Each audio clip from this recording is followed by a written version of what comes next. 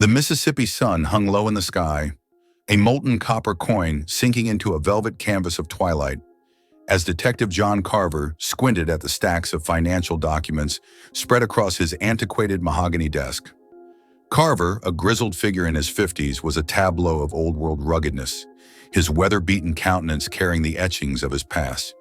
He hunched over, one hand stroking the ghost of a two-day stubble, the other turning pages, the numbers blurring into a labyrinth of deceit and greed. His eyes, glinting shards of cool blue steel, scanned the numbers with a stoic resolve that bore testament to his years in law enforcement. He'd been assigned a new case, an investigation into the curious financial activities of the local museum, the Pillar of Time. A quiet sigh escaped his lips as he leaned back in his chair, eyes briefly flitting to the small, fractured piece of cement encased in a clear plastic frame on his desk.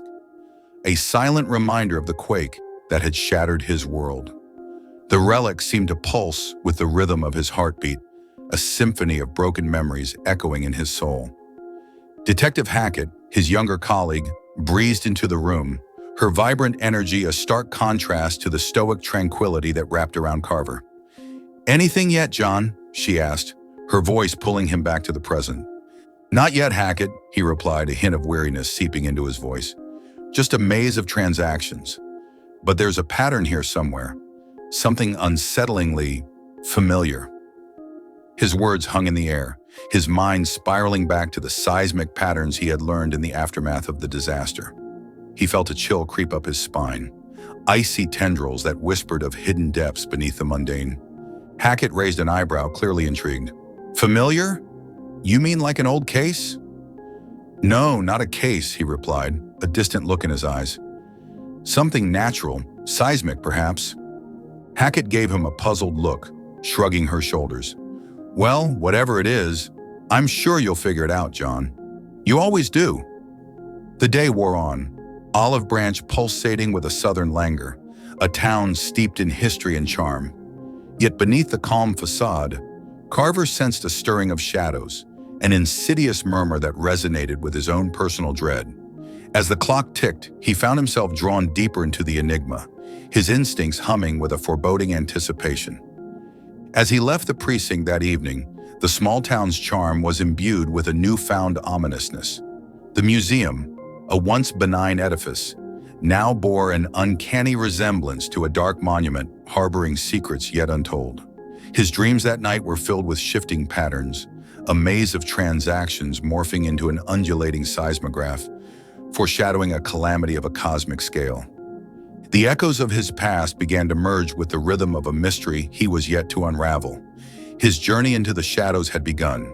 John Carver found himself standing before the imposing edifice of the Pillar of Time, the early morning sun lending the stone structure an ethereal glow. It was an island of antiquity amidst the river of the present, holding within its hallowed halls relics of bygone eras. A sense of unease, like mist rising from a midnight marsh, clung to him as he pushed open the heavy doors, the scent of aged parchment and the musty echoes of ancient epochs engulfing him. His eyes fell upon the mysterious artifact in question, a stark obsidian obelisk, brooding and silent in the semi-darkness. The museum curator, a bespectacled man named Finch, led him towards the obelisk, narrating its cryptic history. "It's a recent acquisition," Finch said, his voice a faint tremor beneath the dome of silence.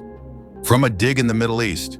No one knows much about it, just that it's ancient, perhaps pre-Sumerian." A shiver of dread snaked its way down his spine as he stood before the obelisk.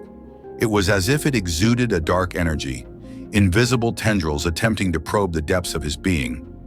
In the weeks that followed, he dissected the museum's financial labyrinth with a tenacity that bordered on obsession. He interrogated staff, sifted through ledgers, and traced the circuitous routes of the transactions. Throughout this, he began to perceive an uncanny pattern. Like the aftershocks of an earthquake, the financial transactions surrounding the obelisk were rhythmic, seemingly tied to an unseen, cyclical force. Meanwhile, the darkness in his dreams deepened. Distorted images of a writhing cosmos haunted him, whispers in unknown tongues weaving an insidious tapestry of terror that began to bleed into his waking hours. One evening, as the sun bled red into the Mississippi horizon, he found himself sitting across from Detective Hackett, the turmoil within him reflected in his glazed eyes. "It's speaking to me, Hackett," he confessed, his voice barely above a whisper. "The obelisk, in my dreams. It's like an earthquake that's not happened yet." Hackett looked at him, her eyes widened in concern. "John, it's probably just stress, all these financials, the history." "No, it's more than that, Hackett," he interrupted, a determination hardening in his gaze. "There's an evil here, ancient and vast, and it's stirring." Hackett left that night, her skepticism replaced with quiet concern. Alone in his office, Carver ran his fingers over the cracked piece of cement, a chilling realization dawning on him. The shadow of the past and the enigma of the present were beginning to merge, the echoes of the obelisk resonating with the cadence of his own trauma. Beneath the cobalt canvas of the Mississippi night, he found himself drawn inexorably into the eye of an impending storm. The whispers of the obelisk grew louder, the undercurrents of an ancient cosmic horror thrumming with life, ready to break free. The relics of the past were awakening, and he was in the heart of the shadows. The quaint town of Olive Branch, once a comforting haven of familiar sights and sounds, now thrummed with an alien rhythm, its charm yielding to an insidious, unseen influence. Even the birds in the town square seemed to tweet in discordant notes, their song echoing the quiet dissonance that was beginning to permeate the town. Detective Carver's nights were now marred with visions of star-crossed landscapes and sentient shadows, the obelisk a Stygian monolith presiding over the pulsating chaos. His waking hours were consumed by an all-pervading sense of dread, a seismic premonition of a disaster brewing beneath the surface of reality. As he further unraveled the museum's financial transactions, he began to see an ominous correlation between the increasing funds and local anomalies. The land, too, was responding. Subtle tremors shook the town intermittently, the earth itself seeming to groan under an invisible strain. Pets disappeared only to return days later, wild-eyed and rabid. The townsfolk started sharing tales of disturbing dreams, of shadows that whispered in dead languages and stars that wept black tears. And in the midst of this descending madness, his own loved ones became targets of the unseen force. His sister complained of nightmares, her sleep shattered by alien landscapes and cosmic horrors, a parallel to his own nocturnal torment. In the heart of one sleep-deprived night, he found himself confiding in Hackett over steaming mugs of black coffee. "The obelisk," he began, his voice barely a whisper. "It's not just a relic, it's a conduit, a door to another world, a cosmic abyss." Hackett stared at him, the lines of worry etching her face deeper. "John, that's madness. We're cops, not ghostbusters." He looked at her, the swirling galaxies of his nightmares reflected in his eyes. "And what if the ghost we're hunting is an ancient, cosmic deity, Hackett?" Days melted into nights, the boundary blurring just as the line between his waking reality and his dream-induced cosmos began to dissipate. The town was becoming a stranger to itself, caught in the relentless grip of an unseen cosmic horror, just as he was becoming a stranger to himself, descending deeper into the abyss with each passing moment. As he stood one starless night outside the museum, the dark silhouette of the obelisk looming behind the archaic windows, he understood the insidious truth. The obsidian relic was but a puppet, its strings pulled by a vile puppeteer lurking in the cosmic shadows. He could see the invisible strings now, feel them tugging at the edges of his reality. The cursed relic had awakened, and the tendrils of the void were reaching out, ready to engulf everything he held dear. This knowledge, terrifying as it was, hardened his resolve. He would face the darkness, the vast, writhing deity from the void. He would sever the tendrils, close the door, and save his town, his loved ones, even if it meant stepping into the abyss itself. As the days surrendered to the suffocating grip of a sinister darkness, Olive Branch spiraled further into chaos.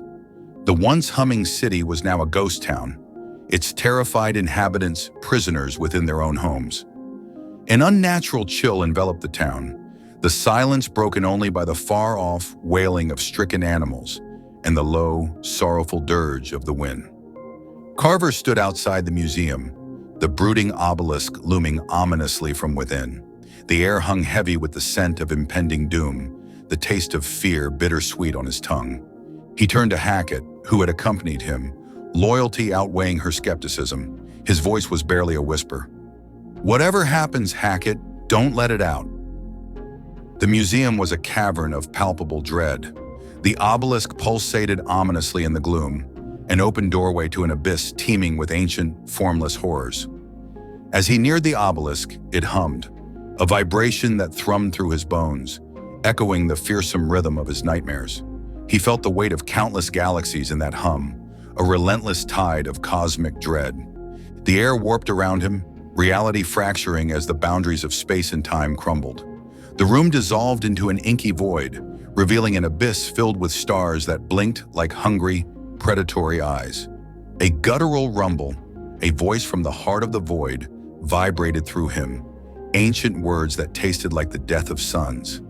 He felt it then, the ancient deity, a cosmic leviathan writhing within the abyss, its formless body a tapestry of grotesque shadows. It reached out, a tendril of pure, inky oblivion, its touch promising an eternity of darkness. Summoning every ounce of his strength, he pushed back. He clung to the memories of sunny afternoons, of laughter and love, of his city before the shadow fell, of the concrete reminder of survival on his desk. He refused to succumb, drawing upon his inherent resilience and unyielding loyalty, an unspoken vow to protect. The obelisk shrieked, a sound that scraped against the fabric of reality, and the tendril recoiled. The museum solidified around him, the obsidian monolith before him now quiet, the abyss reduced to a faint echo in the chambers of his mind. A sudden stillness filled the air, a silence that was almost deafening after the cacophony of cosmic terror. He stumbled out of the museum, Hackett at his side, supporting his weight. As the morning sun began to peek over the horizon, bathing Olive Branch in a hopeful light, he felt a sense of deep, weary relief. But the relief was bittersweet. The ordeal had forever altered him. He had stared into the void, heard the whispers of ancient cosmic deities, and survived. He had saved his city, but at what cost? He was no longer the same man. The shadows had touched him, leaving their chilling imprint on his soul. As he walked into the dawning day, he bore the weight of his victory and his irrevocable change with silent resolve. The abyss had lost, but its echoes would forever reverberate within him, a constant reminder of the time he had escaped its cold, crushing embrace.